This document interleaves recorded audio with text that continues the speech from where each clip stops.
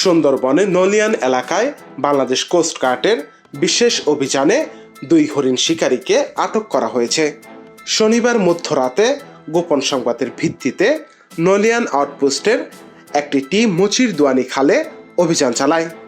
অভিযানে উদ্ধার করা হয় 21.5 কেজি হরিণের মাংস, একটি হরিণের মাথা, 4টি পা এবং প্রায় 600 মিটার দীর্ঘ শিকারের ফাঁদ।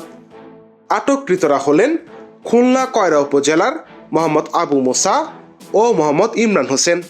উদ্ধারকৃত সামগ্রী সহ আটক ব্যক্তিদের পরবর্তী আইনানুগ ব্যবস্থা গ্রহণের জন্য নলিয়ান ফরেস্ট অফিসে হস্তান্তর করা হয়েছে।